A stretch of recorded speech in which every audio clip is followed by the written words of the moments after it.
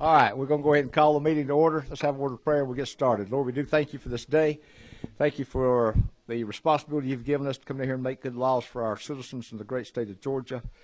We know that's an awesome responsibility, and we pray, Lord, that you would guide us in a way that would be pleasing to you and to our citizens. Bless us this day. Take care of our families that are at home, and keep them safe.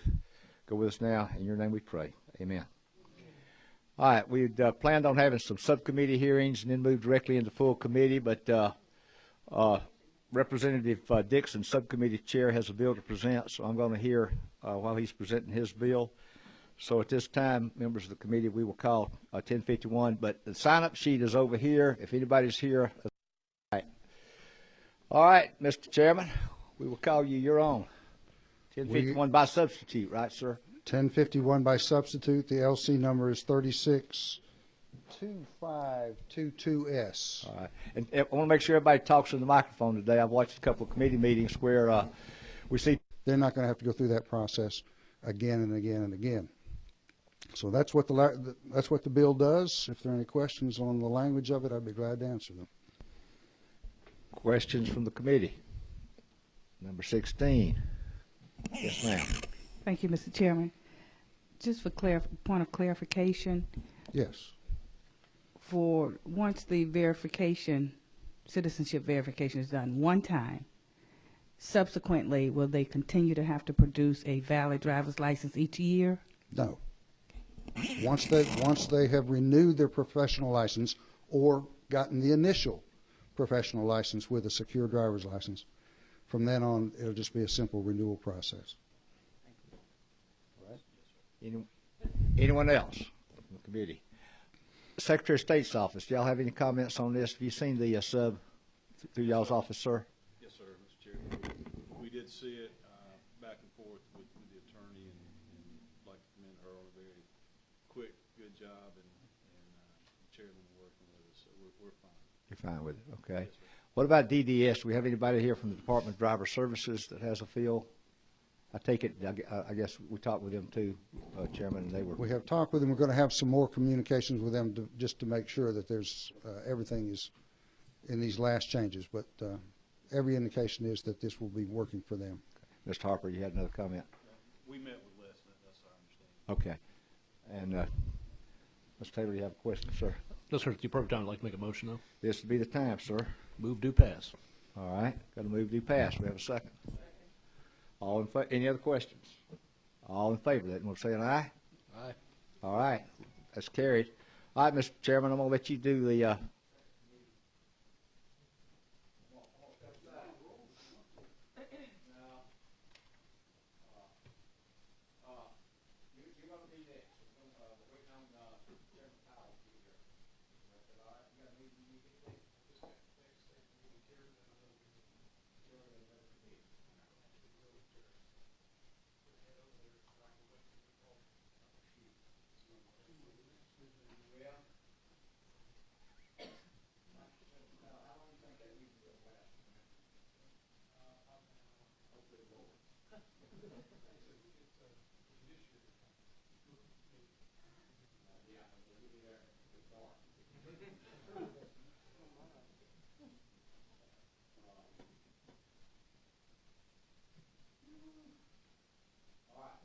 And do it. Come on up, my friend. Let's. What's the bill number? 10-4, good buddy. House Bill 1004. Is there any substitute or anything on this, Representative? No, sir, there's not. No, sir, no substitute on this bill. There's been some discussion about some possible mandatory language, but I haven't seen it yet from interested people. All right. Do we have any? Okay. We'll ask interested people in a minute if they want to talk. Tell us what you're proposing, sir. Yes, Mr. Chairman. Very simply, this is a request by the city of College Park in particular. Currently, the Atlanta airport is divided up where the excise tax that's collected on alcohol is divided between the county and city equally, regardless of the jurisdictional boundaries in which it's served. This would allow for a division based upon their actual corporate boundaries. So if it's poured in Clayton County unincorporated area, then Clayton County would receive the tax. If it's poured in City of College Park, then the City of College Park would receive the tax as opposed to splitting it half and half. So far, I haven't heard any opposition. No one has contacted me with opposition to the bill, and that's simply what it does. And That it? yes, sir. Wow. All right. Let's see what kind of questions we can generate here. Representative Taylor. For the merchants there, are the tax rates the same in both the county and the municipality? Currently, I believe that they are, but I don't know that. I don't know the answer to that question. And kind of, I'm just trying to visualize where in the airport this division is. Probably Give probably me a right vision. down a Right down the concourse or something. Yeah, like right that. down like a Taco Mac, right in the middle of it too, probably. Okay. I don't know. So it depends honestly. on which bar stool you're on. Okay. Okay. Let me ask a question that was brought up to me. Now, the City of Atlanta gives a licensure on these people, right? That's correct. Are they going to designate when they give the license? Has anything been talked to the City of Atlanta about designating whether it's going to be College Park or Clayton County that should report or get the taxes? Because that usually the licensing authority, I think, designates or has control of that. Yes, sir, Mr. Chairman. I believe there was some discussion amongst the interested parties that said, we really would prefer if Atlanta would designate once they issue the license, they designate on the license where the tax will be paid. The bill doesn't currently do that, but I think that if it makes it across the rotunda, we'll probably have to add that language on because that would clarify. Because right now they don't. But right now, okay, how is it taken care of now? Is it just Split 50-50. it's split 50-50? Between the county and the city. So Okay. All right. So, but we're going to have it so that it's set up as poured in one area, it'll be taxed in the area it's poured. I would say there's a friendly amendment to create better certainty for the taxpayers. You mean as far, okay, but as far as, that's what your bill does now, but Oh, yes. going back to the other thing, the City of Atlanta, that's something you think we'd have to look at there. Yes, sir. I think that would be a change that would be positive to the bill. Okay. Got a couple of questions. Number 8. Oh, okay, Representative Harrell. Thank you, Mr. Chairman. This may be to Legislative Council. Is the excise tax rate, kind of following up on Representative Taylor's question, that's established by code, so the rate would not, is that correct? So the rate would not change whether the billing jurisdiction is county or city. Is that correct? I mean, it's established maximum by code? The maximum doesn't mean it's going to be charged below that. The rate could be different. So if they're at the maximum rate now, there's no risk that this vendor is going to go higher as a result. And so today, and we're talking about the excise tax. Today, the tax is split 50-50, and the retailer is getting their license through the City of Atlanta. Yes, sir. And the tax is being paid by the wholesaler. Is that correct? Well, so who is informing the wholesaler who to send 50% of the tax to? It's usually the City of Atlanta, I think, reports those once the application is approved, the license is approved, and I think that's where they would get their information as to which one, which is, I think, why the chairman was talking about having some identification as to which jurisdiction it applies to. I think the wholesale tax is paid directly to the state, To the isn't state. it? So that's not a question. I talked to Okay. Revenue, and they said that's not a problem with the folks in Revenue, I believe. Okay. Is that Okay. correct?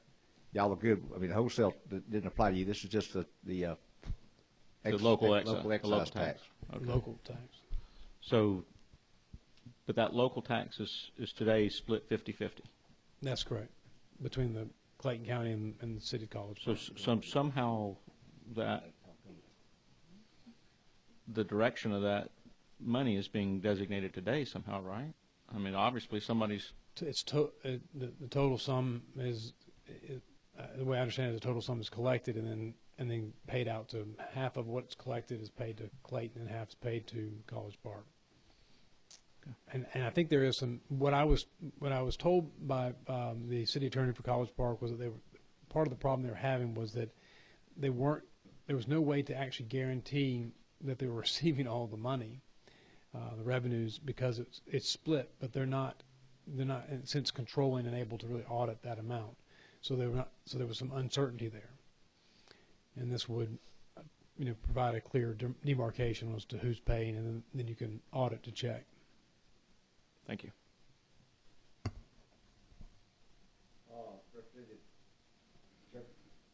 Chairman Dixon. Thank you, Mr. Chairman. One of these entities has to be expecting they're going to get more money out of this. Yes, sir. I think that's what And you've not heard any complaints from the other side. That's what puzzles me about this bill is that you would think either Clayton County or College Park, one of them would say, that they're losing money in this transaction. I haven't heard anything negative. Is there anybody here from either of those locations?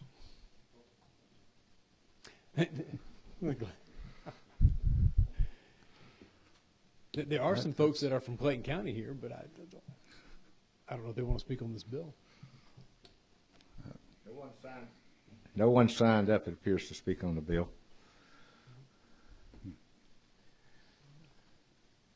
No. Do you have any more questions?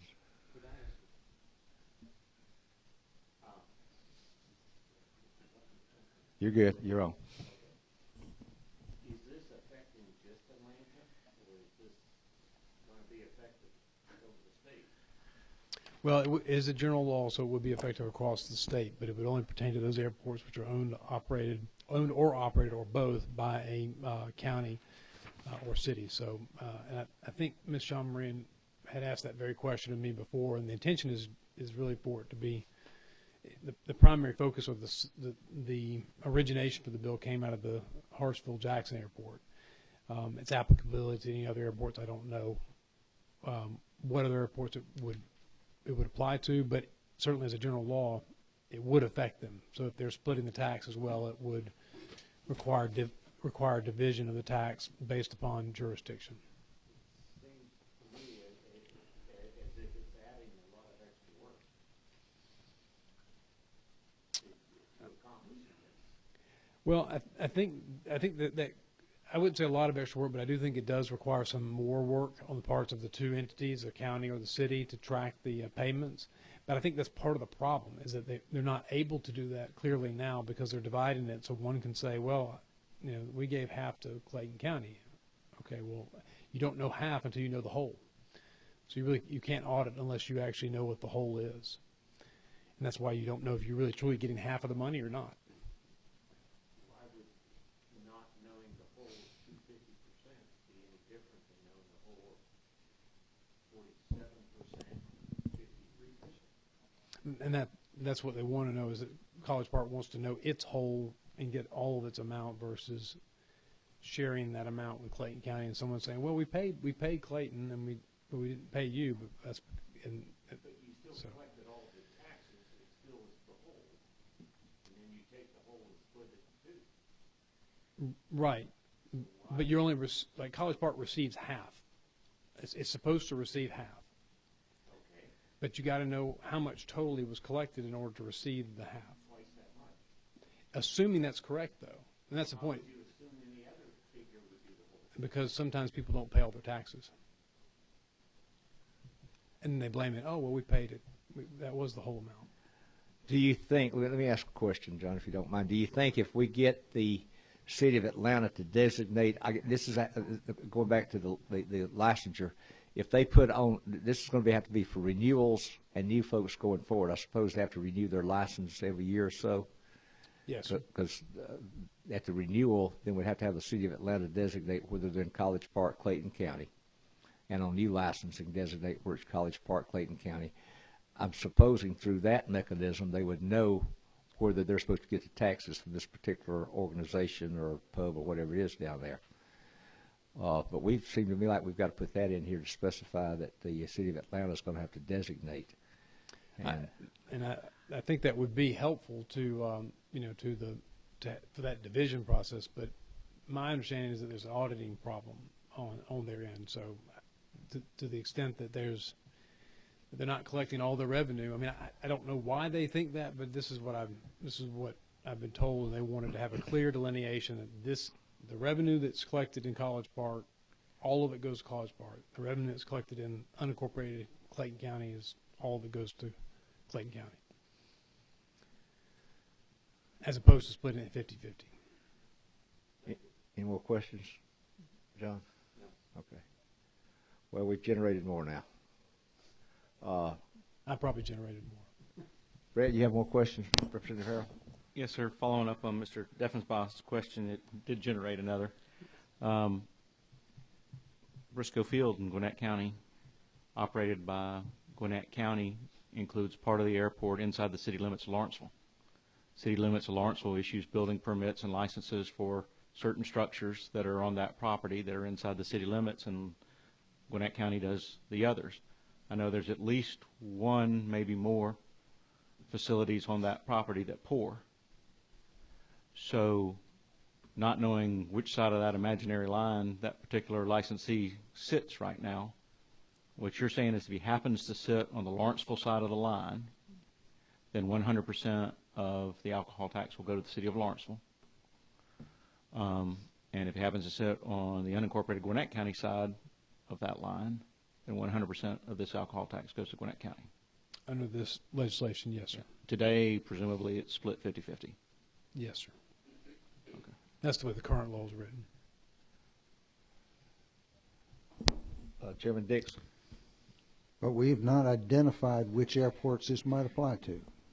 I know Hartsfield Jackson is, but I had not looked at any other airports. No, I would hesitate to move forward with this bill until we've identified who all is going to be impacted by it. 102 general aviation airports in the state. I don't know how many pour. Yeah, you got, I know we got they pour some high octane fuel there. Oh, sorry. Representative Cook, you wait. All right. Any other comments, thoughts by the committee? I'll leave it in the good hands of this committee. I'll repeat what I said. I hesitate to move forward if we're going to impact somebody that doesn't have any idea that we're fixing to change their revenue stream. That's a problem. Okay. We generated another question. Let's see if this will help us clear it up. I just tend to agree with Chairman Dixon. You know, I've got one PDK, which is one of the largest general aviation airports in the United States. You know, the split between the city of Chamblee and unincorporated DeKalb County. So the same issue comes up there, and I think it's a valid point. Yeah, you know, of course, we've noticed it, and the bill's been published. So you think that anyone would have an interest in it, they would, of course, have been here by now. But I mean, we do a lot of general laws where the multiple people may be impacted. In fact, you see no one from Clayton County and or College Park are here today either. So, I mean, I think we got a move coming up here. Chairman Dixon. Yes, I would offer a motion to table this bill until such time as we have the full information that is needed to make a wise decision. All right. Move the table till we get more information on our general aviation airports, because I was thinking Savannah, and I guess there's one in Macon. There are 102 to 104 airports out here that they just, I know Paulding County, we don't have that issue right now. We got other issues with airports. You poor, you just don't have the airport? Got the airport. Other issues are affecting us right now that we're working on. All right, moving. We got a second on the move. I think, John, you second it. All right, all in favor to table this motion until we get a little more information about other airports. Remember saying aye? Aye. Aye. Any opposed, like sign. Thank you, Representative. Thank you, Mr. Appreciate your Chairman. time. Yes, all right, bro. All right, Chairman Dixon. You want to do this one? All right, we're going to hear in subcommittee right now House Bill 1042, and I will switch places with the subcommittee chair. All right. Okay, we're going to do it full committee. Here. Representative Dempsey, come up and talk to us about 1042.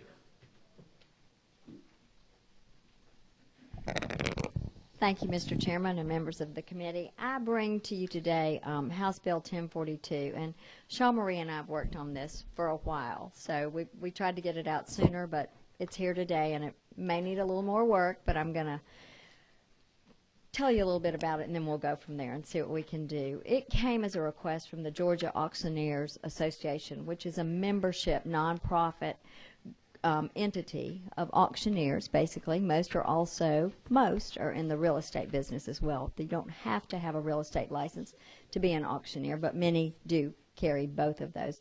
They're a nonprofit entity created to provide education to auctioneers and to the public about the auction industry. Their concern was that there were some companies coming into our state, particularly, presenting auction opportunities that were unlicensed. So that is what we're trying to do. We're trying to tighten up that. That involved looking at Title 43, Chapter 6. They developed an independent task force to take a look at it and review the auction law, and so the proposals that I bring to you came from them, actually. The first is to define the term auction, which was not included in this. This code section actually was written in 1975. When we go back to that, that was before the internet. That was being worked on or thought about in somebody's mind, I guess, and it was available for public use in 1991. Since that time, most auctions have changed to include some portion of internet availability for bidding. So to define that and to clarify it was very important to them. Also, as we began to look at it, there is a level of licensing that existed in 1975 called an apprentice auctioneer. That no longer exists, and if I could get you to look at in the bill line 114 and 115. Some time ago that was deemed affixed to this without opening up the whole code section, which we all know takes a little bit of work. So at that time it says on and after December 31st, 1995, no apprentice auctioneer's license shall be issued or renewed. I have checked with the Secretary of State's office, worked with Chuck Harper there. There are none registered today, none that are licensed, none that are in the pipeline to be registered, and have not since 1995. So that does not exist. So the major part of the cleanup that you're looking at removes that language in many of the sections. Anywhere it said apprentice auctioneer, that was removed. So that is repeated throughout.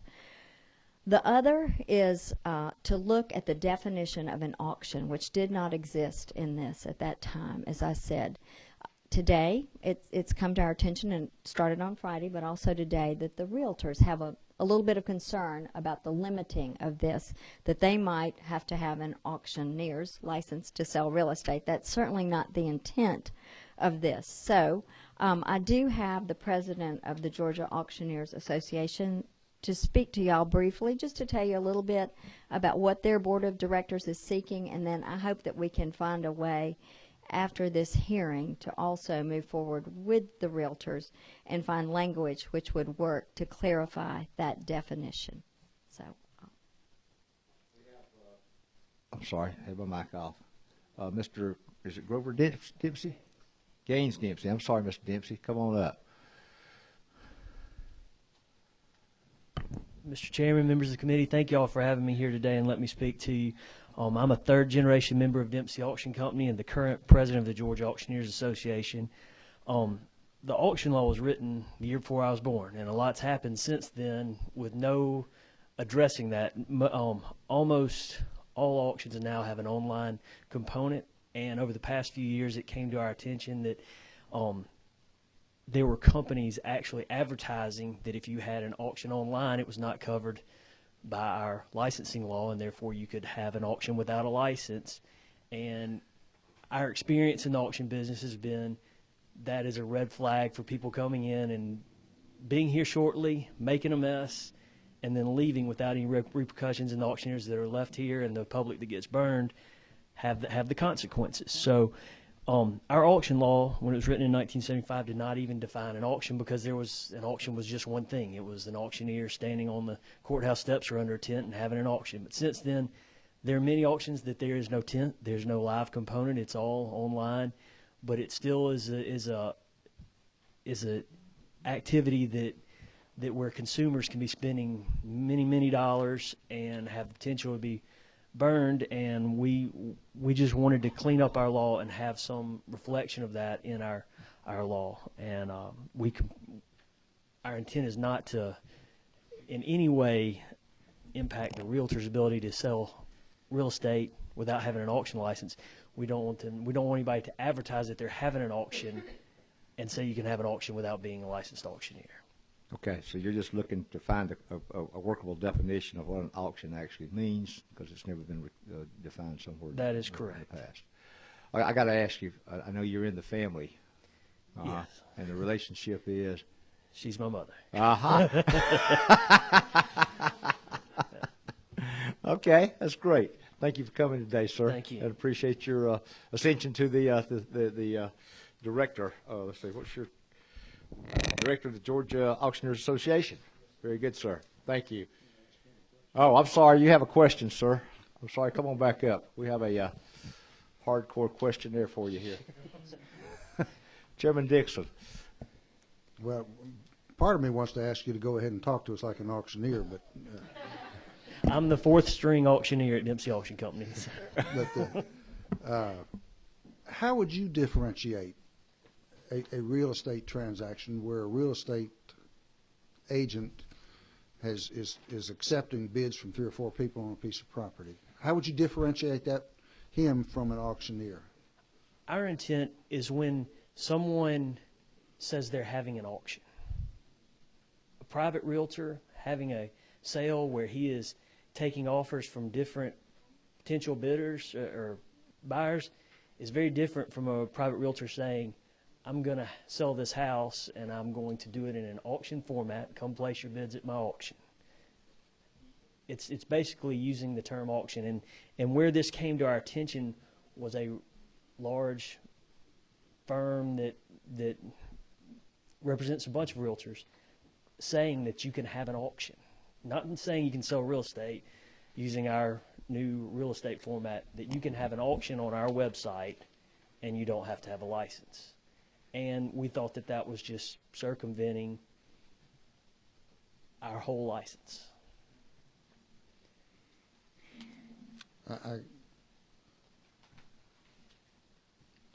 So if you just put in some language that excluded registered real estate agents, does that satisfy y'all? Bessie's looking at that right now. I just wrote up a little piece of language for her to look at, and we've got another gentleman to come up and talk to us. We can ask him about that too, Representative. I guess you're off the hook. Well, and my suggestion was to put language in there about that, saying that if it is advertised as an auction, as opposed to a private transaction. I think there's a workable solution there. Okay, thank you. Thank you, sir. Thank you, Mr. Chairman. Thank you, sir. Mr. Hatcher, could we get you to come up and muddy the waters for us? First of all, Mr. Chairman, thank you for allowing me to testify today. My mother's on the way. She'll be here shortly. As has been pointed out by Representative Dempsey, I want to thank her for her time and her generosity. When this legislation introduced on Friday, and as soon as I saw it, I immediately went to see Representative Dempsey. The truth is that realtors and auctioneers have a long, very close working relationship, and it's been very productive for both sides for many, many years. And I know it's not her intent to infringe on the real estate practice, but as we read this legislation, as my attorney reads this legislation, it in fact does that. When you say, please bear with me, it says an auction means a method of selling property by competitive bid using any method, format, or venue. And as I think was pointed out earlier, in a real estate transaction today, we're very pleased the market has improved, and it's not uncommon to get multiple offers. When you list a piece of property, multiple people will come in and say, I'd like to buy the property for X amount of dollars. And the way that transaction takes place today is the listing agent will say to each of the potential buyers, submit your highest and best offer, and I will consider that and make a decision. And I don't see how you can get around that being under this definition of an auction. And so we'd like to continue to work with the representative. I'm a little concerned, we got the language on Friday. I emailed it to my attorney. I met with him this morning. I met with my legislative committee this morning. That's why I wasn't available for the subcommittee. I apologize for not being there. I'm a little concerned about trying to fix it on the fly. In my experience in the legislative process, that can lead to a lot of unintended consequences. What I would like to respectfully request is that we remove the auction language. I've committed to Representative Dempsey to continue to work with her, and I do believe there's common ground, and I do believe we can solve the problem. give us time to do that and then insert it later in the process. I don't think my members would stand in opposition to the bill while we're negotiating in good faith. But if for some reason we can't reach an agreement, we would be very concerned about legislation that says that we have to go out and get an auctioneer's license to sell real estate. We're not wanting to do that to you, but let me ask you a question. You guys sell it as brokers or agents, right? Y'all are licensed brokers or agents. Yes, sir. Now, I've got our counsel over here just looking exactly what Representative Dixon suggested, if we couldn't put an exclusion in here saying that you guys excluding any licensed real estate broker or agent selling real estate. I mean, it looks to me like that's, and I'm not a lawyer, but I don't know, that looks like a pretty simple fix. Well, Mr. Chairman, that's my concern. I'm not a lawyer either, and on the surface that sounds like a productive solution. In discussing with my attorney this morning, we batted a few of those ideas around, and he just simply suggested that he needed more time to look at it. Well, he's going to bill you for that time, though. He will indeed. There's no question about it. I'm giving you free advice. Yeah, I do appreciate that. I do appreciate that. It's worth what you pay for it, right? Again, we want to work together. Experience has taught me that language on the fly tends to have its own consequences. I understand that, and I agree with your concern, and I expressed to Representative Dempsey earlier that she's not wanting to affect you guys at all, but when this gets over to whatever area that makes the rules and regulations for this, I fought a bill last year on some rules and regulations that I thought was totally misinterpreted when it got to a particular department, and that gets to be an issue. Then we got to go back and try to pass legislation, which I couldn't get out last year to take care of some folks that I was really concerned about. With all due respect, Mr. Chairman, we did that. You may remember we came to you last year to fix a problem with the banking department because there was a misinterpretation about mortgage banker licensing, Right. and the banking department felt like realtors had to have a mortgage banker's license to work on short sales. And we spent a lot of time and energy resolving that, which I think in part is why my members reacted so strongly when this came to their attention, that we didn't want to be in that same position again. All right. Let me see what our counsel, she's come up with anything we thought might work. So your other suggestion would be to take this whole section out. We could pass the bill as is, and then if it gets out of rules over to the Senate, y'all could work together to put that back in and bring it back to us. That's my second option. Thank you, Mr. Chairman. Hold on just a moment, okay? Any questions for Mr. Hatcher? Yes, sir. This might not be for you, Mr. Hatch, but in general, if we pull that out of the bill, then what remains is only taking out The obsolete apprentice language, yes. the apprentice language is the only thing to be taken out. So it has nothing to do with the question that the other people have of someone coming in and claiming without a license that they're holding it on. Yes, sir, that's correct. That's correct, yes. Which is the part the auction companies are trying to take care of. They want to make sure they've got a license. Mm-hmm.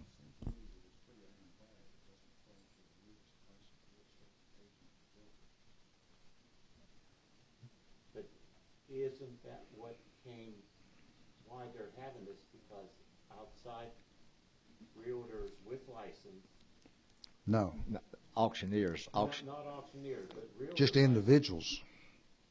I think it's individuals are purporting to be auctioneers and setting up these private auctions out here. Is that correct, sir? They aren't real estate agents doing this. No, they're not real estate agents. They're just people purporting to be auctioneers and saying they're going to have a live auction or online auction when they're not really licensed auctioneers. That's what he's trying to correct, I understand. Representative, I misunderstood that. Representative Dixon?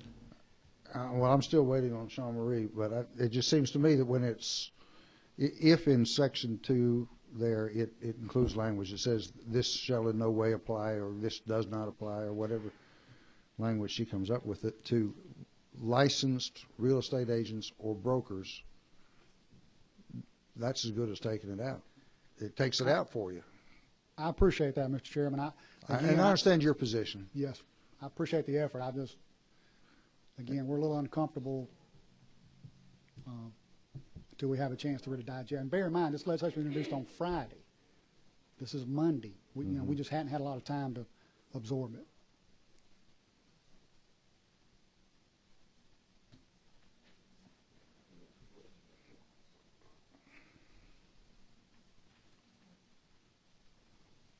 Let me ask a question here on line 72. Ms. Dempsey, if you'll come back up.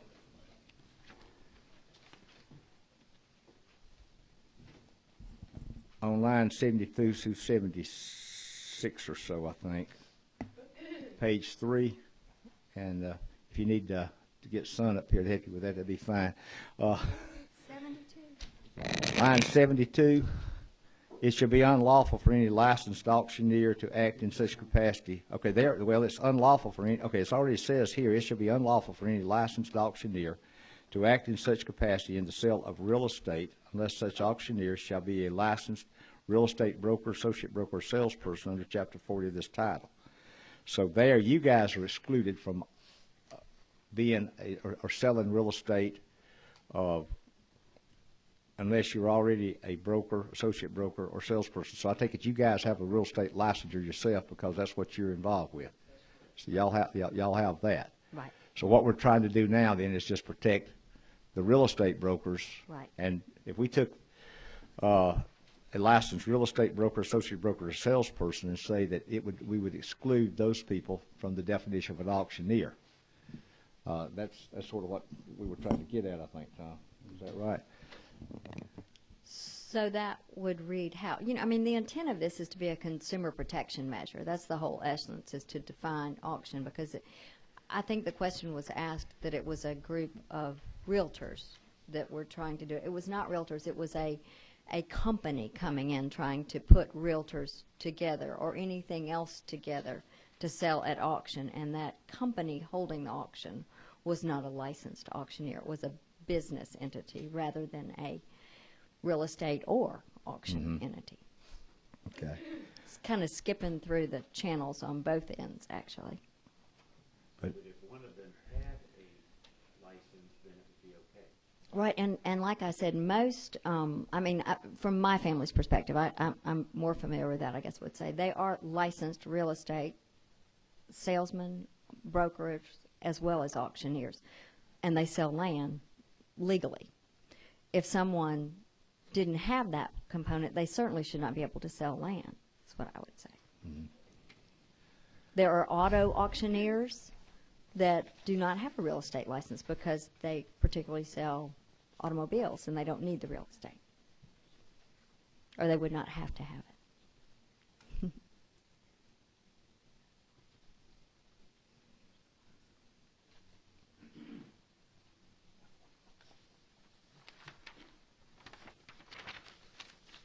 well, my counsel's just shared with me why I'm not a lawyer. Guess that applies to both of us. I think it applies to both of us. If we put up here, if we go back in section 2 and add that section that says excluding the people in this section over here that are real estate brokers, associate brokers, or salespersons, and that's taking you guys. That's right. I think that does the opposite effect. That's What we're trying to do is clarify, and I would think that somewhere in the code there's a definition of realtors that protects what they're trying to do.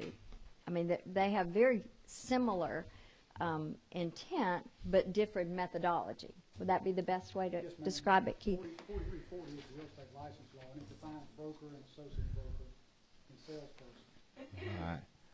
And to this, I will tell you that, as I told you, this code is so old, there is a lot in it that needs to be reworked when you start opening things up. So the auctioneers do plan to come in after session at Sean Marie's advice to come in and to go through the whole thing really more with a fine-tooth comb, as many of our code sections have, and to really bring the whole thing up to date. The reality is, though, that if we wait a year, we're also leaving those consumers who might be caught by an unlicensed auctioneer. May I ask a question? Chairman Dixon has another question. Yes, sir. These people who are coming in, are they advertising it as an auction? They are. They are. So if we were to change, for the time being, Section 2 to simply say, no one may have an advertised auction who is not a licensed auctioneer? That definitely addresses, and that was a suggestion. I mean, that addresses their concern. I don't know if that addresses the realtor's concern. You don't call your sales auctions, do you? Well, I'm not really certain of that. I mean, if you are, then technically you would need to be an auctioneer. Well, actually, the real estate broker's license allows them to auction property. It's part of our right as a real estate license. Okay. But I don't know. Okay, then you're covered. Yeah, I don't know how often they. I mean, that takes out, and if you just leave it like that and then work on your definition over the summer to come back, that should take care of these people who are coming in from out of state or wherever. I think that would address the immediate concern, and then also as it does travel, like through rules or on to the Senate, hopefully if we're that fortunate, then there would be, if there is time for better language that completely clarifies it, I would certainly be open to it and working with the auctioneers to see if we could do that. And the other side says? Would it be appropriate for me to ask a question, Mr. Chairman? Yeah, ask away. He's not paying attention, so. If these entities are not licensed as auctioneers, what's the position of the auctioneer licensing board? Have they not issued cease and desist orders against these people for operating without an auctioneer's license? Auctioneer's license cannot regulate anybody who doesn't have an auctioneer's license. It can only regulate licensed auctioneers. Okay. Well, maybe another option to pursue, we had that problem years ago with real estate licensees, and we empowered the real estate commission to issue cease and desist orders at a certain point. You can sell your own home, you can help people sell, I think it's 3 houses in a certain period of time. Beyond that, the state considers you practicing real estate and you have to have a license. Maybe we could do some creative thinking about auctioneer in the same vein and say, okay, you can auction your own piece of property, but if you hold yourself out to auction property for others, you have to have an auctioneer's license, and we can empower the auctioneer's commission to step in and stop those people from operating without a license. I mean, what good is a license if somebody can operate without one and you can't do anything about it? I'm not sure they'd be open to that. I think we'd be opening up Pandora's box if we, at this point, unless the two groups come together and decide that, to say that you can have one auction a year and we're not calling that a real auction. I don't know. I mean, I don't think that was at all what they were engaging in here. They're just trying to make sure that someone who hires a company as an auctioneer is truly an auctioneer, and their money will be there, and what is presented to them is real. Right. Let me ask Mr. Hatcher a question. Now, you mentioned a while ago you guys auction real estate. Y'all do hold auctions for real estate, right? Yes, we have the power. We have the right to do that under the real estate license. Under your real estate license, you can do, without having an auctioneer's license, you have the right to go out here. And do you do that on the courthouse steps? When y'all sell that on the courthouse staff, that's a law firm usually doing that. I don't know if they have an auctioneer's license. Yeah, that's usually the law firm exercising their right under a mortgage. But I think, even though it's spelled out in the code that a realtor has a right to auction property, what in reality happens is they work with a professional auctioneer. In most cases, I don't know of a case where a realtor is auctioning off the property, but I think it was included years ago to be sure that when you got a real estate license, it covered you in all sorts of sales. No matter how you choose to market a piece of property, as a real estate licensee, you have a right to do that under the Georgia law. That's what getting that license is all about. When you obtain that license, you are now empowered to sell property by any means you choose, so long as you follow the law. Okay. Representative Powell, question. Yes, sir. Thank you, Mr. Chairman, and I apologize for being late. I've been having one of those judiciary kind of afternoons. Yeah, well, that'll ruin your day. Jeez, no kidding. More lawyers. You know, I'm looking at the representative's bill, and I had spoke via text to my friend with the Real Estate Association. And I've looked through this bill, and everything in this bill is dealing with eliminating apprentice auctioneers. Is there anything that I'm missing other than is it doing anything other than eliminating apprentice? It also defines auction.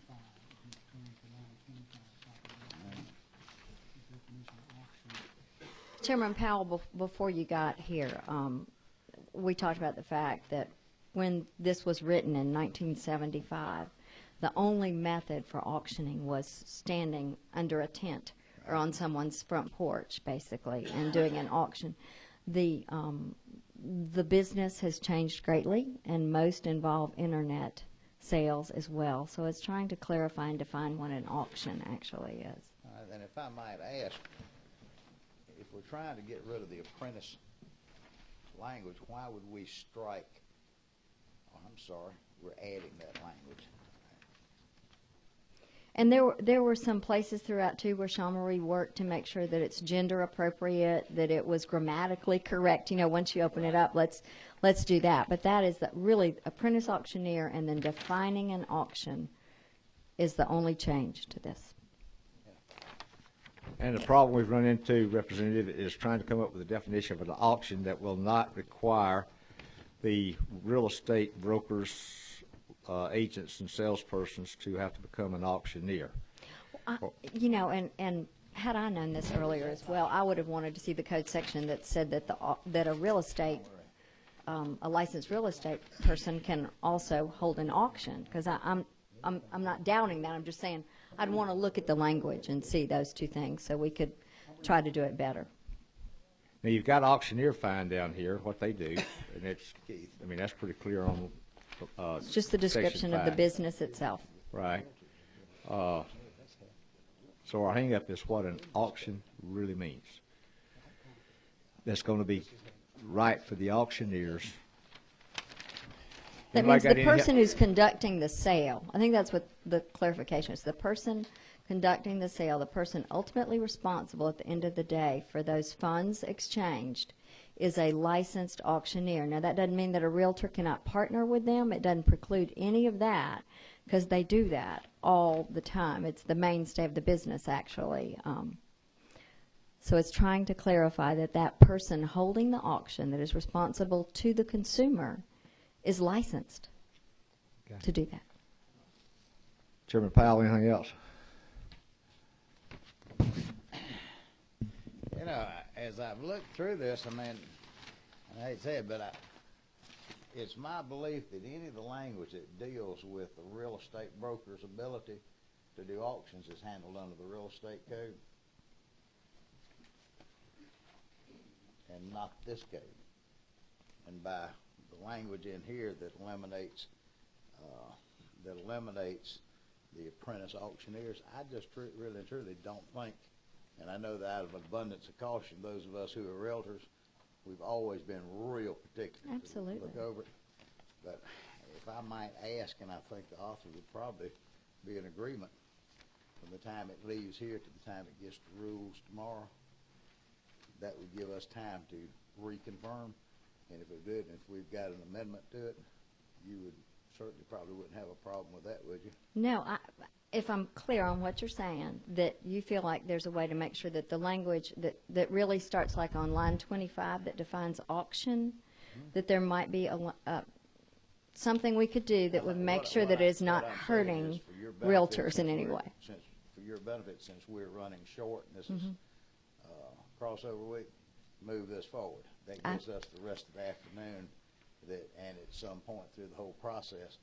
And I would ask that maybe you would consider, if it goes forward when you go to rules, maybe even put it under open rule right now, so that if we have to amend it or to come forth with an amendment, that way we could look at the real estate code and be sure that this has no effect on.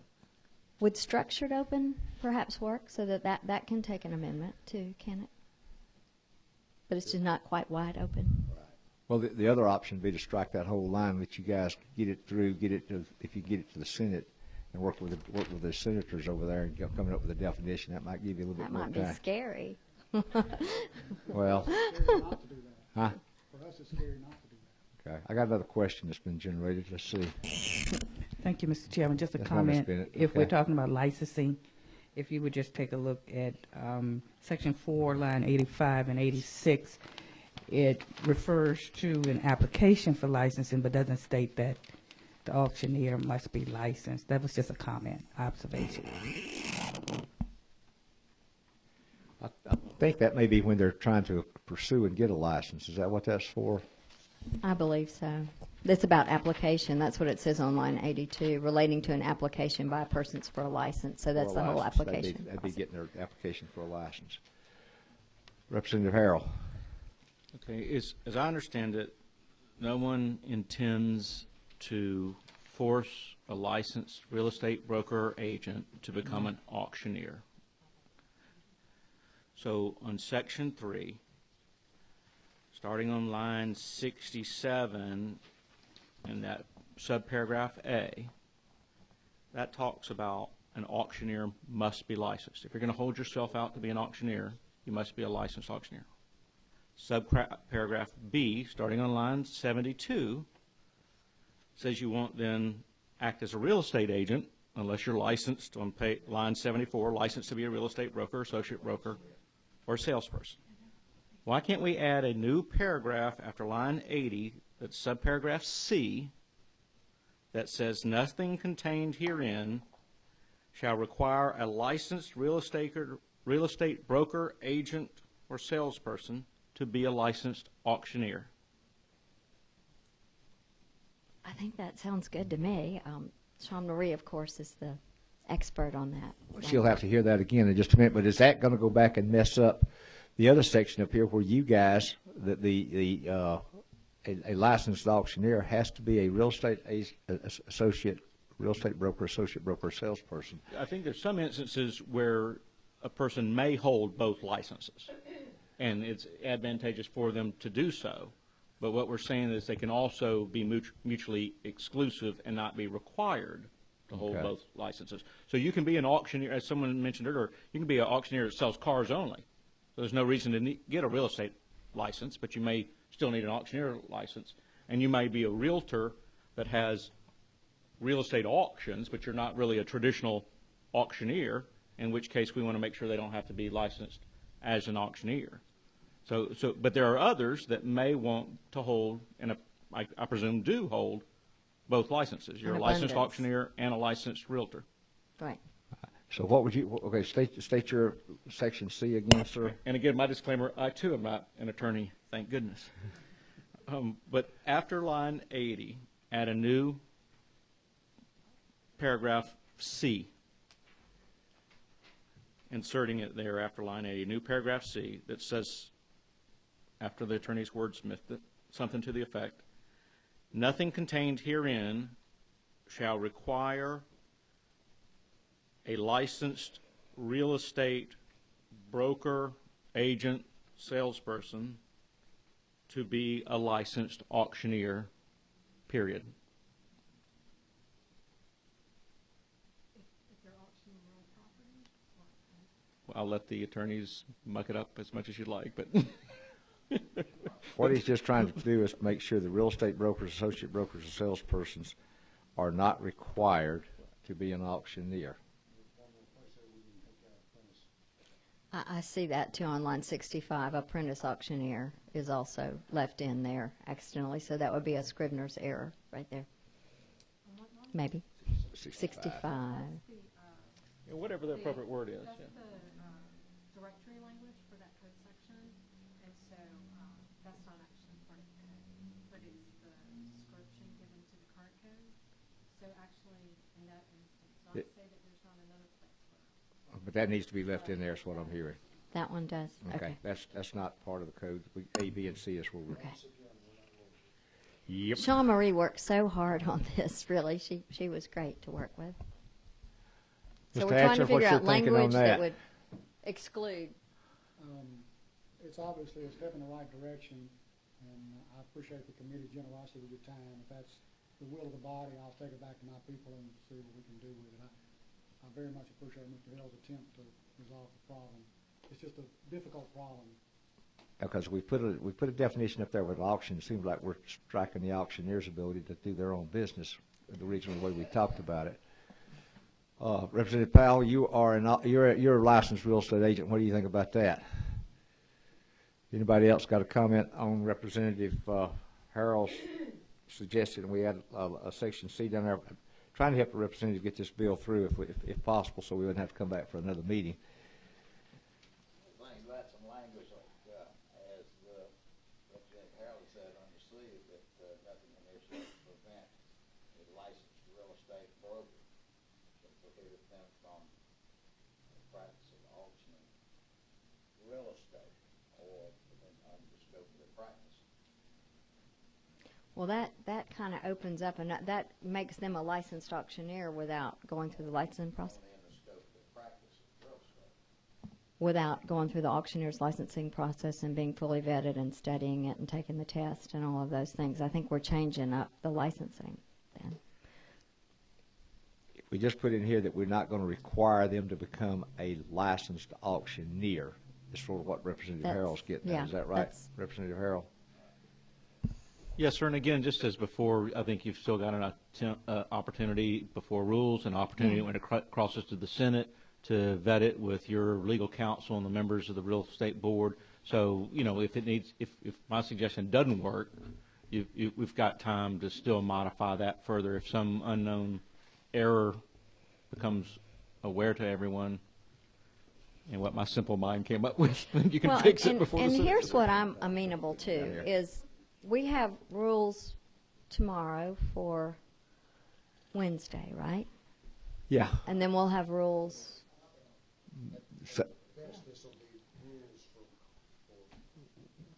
Wednesday's rules will be for day 30. So we have until Wednesday to try to come up with the best way to address this concern. I mean, I'm not trying to push it faster than it's appropriate to be ready. Right. The only other option would be just strike lines 25, 26, and 27 altogether, and then see if you could get it put back in the Senate. Y'all could work out something. So I see that we've got two options. Try to make up. And the challenge on that is really the original request that they asked for was to define auction. That was their whole purpose. Right. That's the whole purpose. I understand that. But if we can't come up with the satisfactory language today, then if we get the bill out and get it moving, you could work it back in the Senate when you get with them over there. Can I work it back in the House? That's what I'm trying to do. I'm trying to help make sure the House gets the language. Well, the only thing we could do would be table it right now if y'all want to try to work on the language. If this is not suitable for everyone else, the language the representative came up with, we'd have to just table it and try to have you guys get back together. I'm not sure Rules Committee amendments would go great with rules. I hate to have a bill go to rules and have to have amendments put on it in there. I do too. Mr. Hatcher? I don't want to slow down the representative's legislation to the point it's going to kill it. I think we can work in good faith if that solution doesn't work, I think we can continue to work in good faith to solve it. I don't want to stand in the way. She's been very generous with her time, and I don't want to inadvertently kill the piece of legislation. So would you be all right with us putting that on there, that section C, and then you guys working together? The understanding that we want to mull that over, and we may not be satisfied with I understand that. But in order not to stand in the way, we certainly agree to that. If I could, Mr. Chairman, Mr. Powell and I were talking briefly. I think there's another point that's come to my attention during this debate that's not been clear about a realtor's right to auction. To step up to the mic so everyone can hear you, sir. There's another issue that's sort of come to light during this conversation that I think is yet to be resolved, and that is that under the existing law, it specifies that a realtor can't auction a piece of property. And to Representative Dempsey's point earlier about consumer protection, that's why realtors are licensed. So we believe that does protect the consumer. And we would fight to protect our right to auction property. And we don't want to exclude that right from you, but we're just trying to protect you from having to get an auctioneer's license in this code section here. Right, and I appreciate that. And as I said, I do appreciate the effort. We'll continue to work with Representative Dempsey as we go through the process. I don't want to stand here and oppose your attempts to help us. Just please understand we may be unsatisfactory, but I do appreciate all the effort. I know the hour's late. I appreciate your time. Well, we get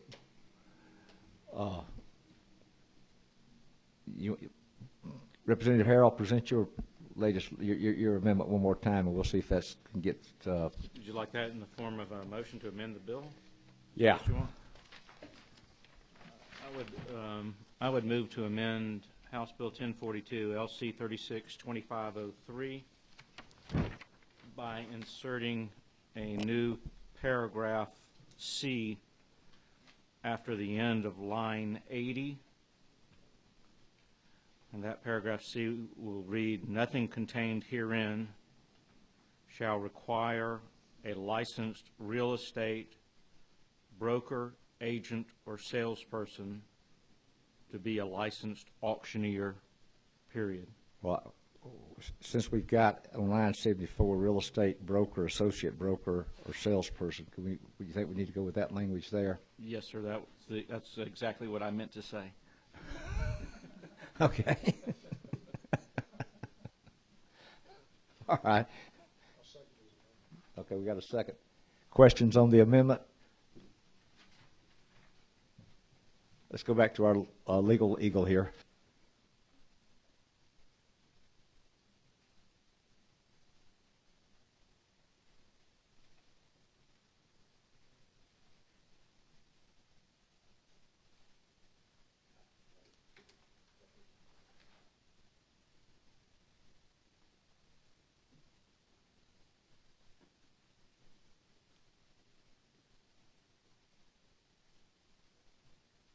All right, our legal eagle says that nothing contained herein in this chapter shall require a real estate broker, associate broker, or salesperson. You're going to have to read that. You've walked off with the note.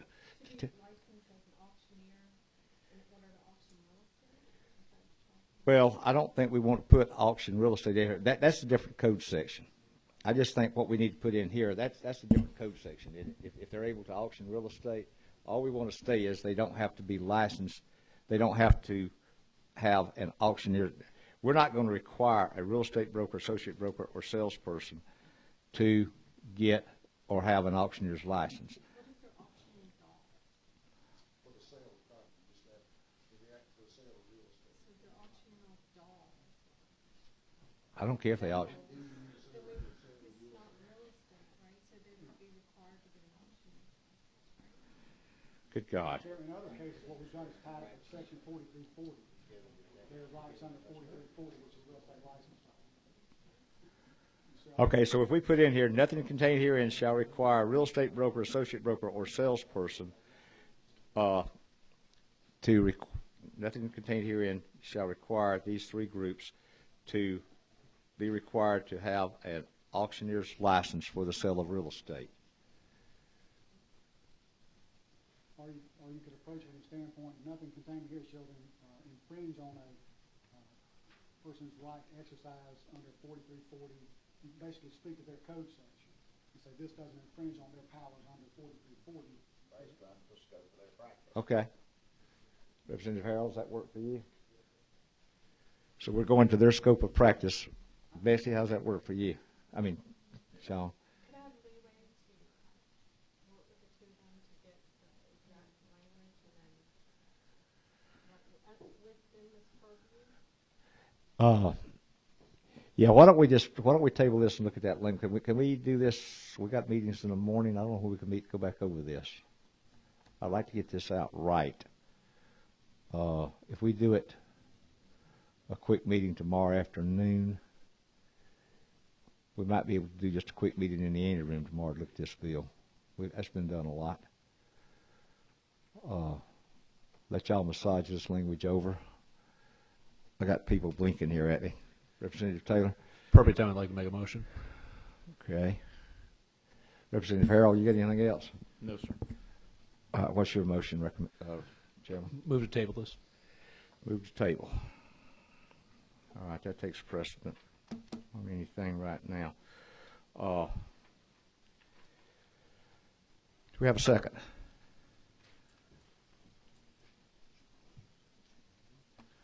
I'd like to just try to come up with a way to salvage this thing and get it done. Maybe without a table. I guess I would withdraw that based on the author. I mean, what? I appreciate your time, y'all are putting it on. If there's a way to continue to work on it and try to figure this out tomorrow, I would appreciate that. Meet with her and see what we can. All right. Well, we can either pass it out with the amendment and let you guys work on that, and if it needs to be worked in the Senate, I'd just like to have it right when it goes to rules. I'd hate to have any. That's a good question.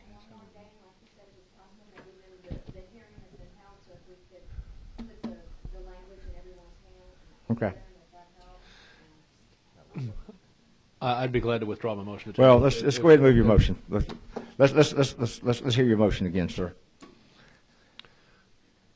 The author okay with that? I mean, All right. what we're trying to do is get Yeah. this. At the end of the day, what we're trying to do is facilitate this process. Yeah, And I think from a procedural standpoint, can we make a motion to defer, or should we take a Let's just go ahead and move to the table, and we'll get this worked out. We can bring it off the Okay, table. move to tomorrow. table.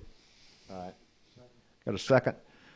All in favor of the table, and we'll try to get this, we've had the hearing on the bill, just try to get this language worked out, and we'll try to come back for a real short meeting tomorrow if we get this done.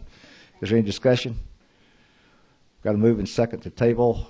Hopefully hear it tomorrow. All in favor, let them say an aye. Aye. Aye. Any opposed, like sign. Y'all get together, we'll try to get this, I think we've had a lot of hearing on this. Let's get our language right and try to get it right before we move it forward. All right. Anything else come before the committee? We do have our committee dinner coming up on the 11th, I believe. Is that correct? Right. All right, need to sign up for that. Thank you folks for being here. I know this was a hard meeting to be in, baby. No, that's all right, Mr. Chairman. I know you were busy. Meeting's adjourned.